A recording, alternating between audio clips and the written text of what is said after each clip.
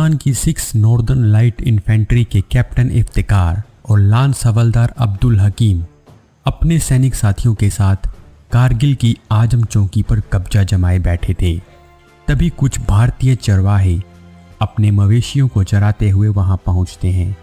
उन चरवाहों ने देख लिया था कि पाकिस्तानी फौज भारत की सीमा के अंदर उसकी चौकियों पर कब्जा जमा चुकी है। उस चौकी पर कब्जा करने वाले पाकिस्तानी सैनिकों के पास राशन सीमित था, इसीलिए वो चाहकर भी उन चरवाहों को बंदी नहीं बना सके, क्योंकि उन्हें डर था कि इससे उनका राशन खत्म हो जाएगा। इन्हीं चरवाहों ने सबसे पहले भारतीय सेना को जानकारी दी कि कारगिल पर पाकिस्तानी फौज ने कब्जा कर लिया है। सूचना की पुष्टि करने के लिए सबसे पहले भारतीय फौज के कुछ सैनिकों ने उस चौकी के आसपास का मुआयना किया। पूरी स्थिति को अच्छी तरह से समझने के लिए लामा हेलीकॉप्टर से सेना ने उस चौकी के ऊपर उड़ान भरी तो पाया कि सच में पाकिस्तान ने चौकी पर कब्जा जमा लिया है। ये पहला मौका था जब भारतीय सेना को पता चला कि पाकिस्तानी सेना ने कारगिल की चौकियों पर कब्जा कर लिया है। अगले दिन फिर से भारत के लामा हेलीकॉप्टर्स ने उड़ान भरी और दुश्मन के ठिकानों पर गोलियां बरसाई। पाकिस्तानी सेना ने भी अपने मुख्यालय से भारत के लामा हेलीकॉप्टर्स पर जवाबी हमले की अनुमति मांगी, लेकिन मुख्यालय से इसकी अनुमति नहीं दी गई, क्योंकि पाकिस्तान की सेना के उच्च अधिकारी भारत को एक बड़ा सरप्राइज देना चाहते थे। भारत की सेना को लगा कि ये एक बड़ी घुसपैठ है, लेकिन फिर भी इसे अपने स्तर पर बिना राजनीतिक हस्तक्षेप के सुलझाया जा सकता है। पर बाद में भारत को भी एहसास हुआ कि यह संकट बहुत बड़ा था। 3 मई 1999 को कारगिल युद्ध शुरू हुआ था, जिसकी शुरुआत पाकिस्तान की तरफ से की गई थी, लेकिन इस युद्ध की समाप्ति 26 जुलाई 1999 को भारत की तरफ से की गई। इस दिन को हर साल कारगिल विजय दिवस के रूप में मनाया जाता है। कारगिल की लड़ाई लगभग 3 महीने तक चली, जिसमें भारत ने अपने सैकड़ों वीरों को खो दिया। ये लड़ाई भारत की तरफ से शुरू नहीं की गई थी। पाकिस्तान ने इस लड़ाई को हम पर थोपा था। इस लड़ाई में हमने पाकिस्तान को ऐसा जवाब दिया जिसके बाद पूरी दुनिया में उसकी बेइज्जती हुई और अपने सैकड़ों सैनिक खोकर भी उसे कुछ हासिल नहीं हुआ। कारगिल युद्ध में जहां भारत के 527 सैनिक शहीद हुए, वहीं पाकिस्तान के 1000 से 1200 के करीब सैनिकों ने इस लड़ाई में अपनी जान गंवाई थी। ये रिपोर्ट भारत के द्वारा पेश की गई थी, जिसे पाकिस्तान नहीं मानता। इस रिपोर्ट में ये भी कहा गया कि पाकिस्तान के 200 सैनिकों को तो भारत में ही दफनाना पड़ा था, क्योंकि पाकिस्तान ने उन्हें लेने से इनकार कर दिया था। इस लड़ाई में पाकिस्तान के ज़्यादा सैनिक मारे गए या नहीं, इस पर डिबेट हो सकती है, लेकिन इस युद्ध में भारत को अपने सैकड़ों वीर खोने पड़े थे। इस लड़ाई की शुरुआत तब हुई जब पाकिस्तान के सैनिकों और चरमपंथी ताकतों ने सर्दियां खत्म होने से पहले कारगिल की ऊंची पहाड़ियों पर घुसपैठ करके अपने ठिकाने स्थापित कर लिए।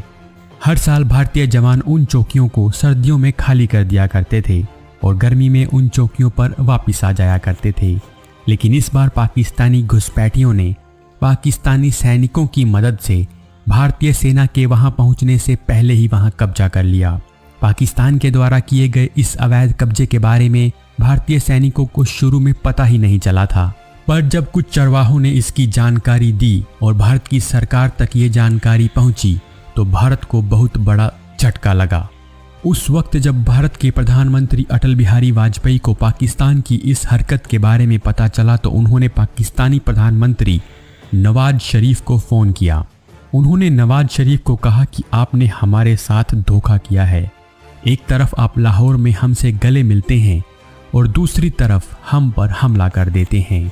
इस पर नवाज शरीफ ने जवाब दिया कि उन्हें इस बारे में कोई जानकारी नहीं है। उन्होंने यहाँ तक कहा कि वो जनरल परवेज मुशर्रफ से इस बारे में जानकारी लेकर वापस बात करेंगे। कारगिल की इस लड़ाई में सबसे ज़्यादा चौंकाने वाली बात यह थी कि भारत की खुफिया एजेंसियों को पाकिस्तान की इस हरकत की बिल्कुल भी भनक नहीं लगी थी, पर इसका बड़ा कारण ये था कि पाकिस्तान ने भारत की उन चोटियों पर कब्जा करने के लिए एडिशनल फोर्स नहीं ली थी। पाकिस्तान ने सिर्फ 1 या 2 एडिशनल बटालियन की सहायता से ही उन चौकियों को अपने कब्जे में ले लिया था, क्योंकि बर्फ पिघलने तक भारत की तरफ से वहां सैनिकों की डिप्लॉयमेंट नहीं हुई थी। अगर पाकिस्तान वहां ज़्यादा फोर्स डिप्लॉय करता तो रॉ उनकी मूवमेंट को पकड़ पाता और इसी कारण भारत की खुफिया एजेंसियां कुछ हद तक फेल हो गई। आगे की लड़ाई और भी मुश्किल से भरी थी। 3 मई से लेकर जून के पहले हफ्ते तक भारतीय सेना को बहुत ज़्यादा मुश्किल हुई, पर धीरे धीरे भारत इस लड़ाई में अपनी पकड़ बनाने लगा। पाकिस्तान से अपने कब्जे के क्षेत्रों को आज़ाद करवाना बहुत ज़्यादा मुश्किल काम था, क्योंकि पाकिस्तान के सैनिक ऊंची पहाड़ियों पर बैठे हुए थे।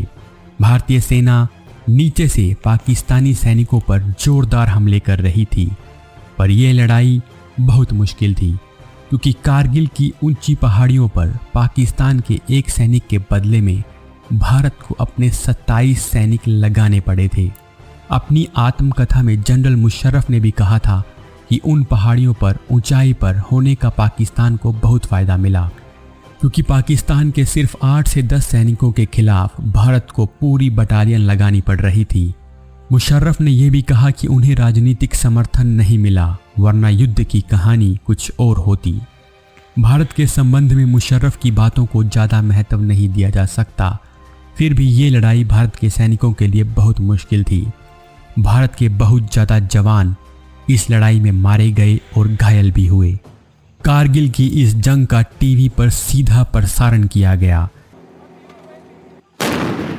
What you heard right behind you were the sound of Bofors guns directly targeting the top of Tiger Hills, the prelude to the final assault. जिससे भारत के सैनिकों को भारत की आम जनता का खूब समर्थन मिला और उनके हौसले बुलंद हो गए। साथ ही पूरी दुनिया ने देखा कि किस तरह पाकिस्तान ने पहल की थी और भारतीय क्षेत्र पर कब्जा कर लिया था। पाकिस्तान के इस कब्जे का मकसद NH-1D को पूरी तरह से काटना था, ताकि सियाचिन को भारत से अलग किया जा सके। जनरल परवेज मुशर्रफ को हमेशा ये बात खलती रहती थी कि भारत ने 1984 में सियाचिन पर कब्जा कर लिया था।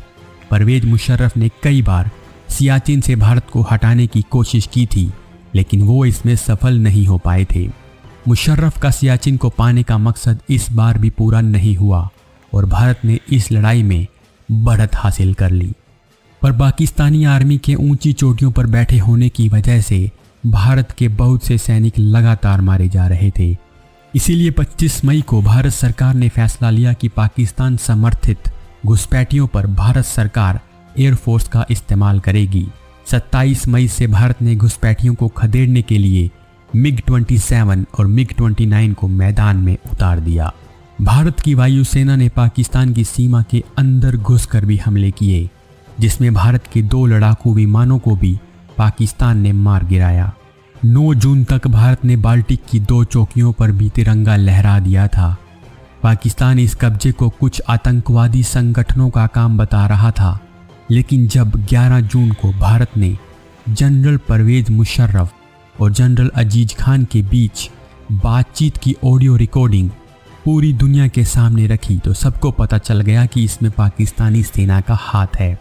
13 जून तक भारत ने द्रास सेक्टर में टोलिंग पोस्ट से भी पाकिस्तानी सैनिकों को खदेड़ दिया। इसके बाद 15 जून को अमेरिका ने युद्ध में हस्तक्षेप कर पाकिस्तान को अपनी सेना हटाने को कहा, पर पाकिस्तान ने अमेरिका की भी नहीं सुनी। 29 जून आते आते भारत ने टाइगर हिल की 2 पोस्ट पर तिरंगा लहरा दिया। इन पोस्ट का नाम 5060 और 5100 था। रणनीतिक तौर पर ये दोनों पोस्ट भारत के लिए बहुत महत्वपूर्ण थी। जब भारत ने पाकिस्तान को बुरी तरह से सबक सिखाना शुरू किया, तो युद्ध विराम की गुहार लेकर पाकिस्तानी प्रधानमंत्री नवाज शरीफ अमेरिका की शरण में पहुंच गए। उस वक्त अमेरिका ने पाकिस्तान को जमकर लताड़ लगाई और कहा कि उन्होंने पाकिस्तान को पहले ही बिना शर्त अपने सैनिक हटाने के लिए कहा था। भारतीय सेना की कार्रवाई, पाकिस्तान पर अमेरिका के दबाव और राजनीतिक सहयोग नहीं मिलने से पाकिस्तानी सेना का मनोबल पूरी तरह से टूट गया। 2 जुलाई के दिन भारत ने कारगिल को 3 तरफ से घेर लिया। इस दिन घमासान युद्ध हुआ। पाकिस्तान और भारत की तरफ से बहुत से सैनिक शहीद हुए और आखिरकार टाइगर हिल पर भारत ने तिरंगा लहराकर सभी पोस्ट अपने कब्जे में ले ली। 26 जुलाई को कारगिल युद्ध समाप्त हो गया। इसके बाद से हर साल इस दिन को कारगिल विजय दिवस के रूप में मनाया जाता है। इस युद्ध में सैकड़ों वीरों ने अपनी जान देकर भारत की जमीन को फिर से हासिल कर लिया। इस युद्ध का जब विश्लेषण किया गया तो कारगिल रिव्यू कमेटी की तरफ से भारत की सेना को CDS यानी चीफ ऑफ डिफेंस स्टाफ की नियुक्ति का सुझाव दिया गया। हाल ही में लंबे समय से चली आ रही CDS की मांग को पूरा किया गया है। जनरल बिपिन रावत भारत के पहले CDS बने। भारत से इतने युद्धों में हारने के बावजूद भी पाकिस्तान अपनी हरकतों से बाज नहीं आता। कारगिल युद्ध की ये पूरी कहानी आपको कैसी लगी, आप हमें कमेंट करके ज़रूर बताइए। और साथ ही इसी तरह के वीडियोस देखने के लिए आप हमारे चैनल अजब गजब फैक्ट्स को सब्सक्राइब करना ना भूलिएगा। धन्यवाद।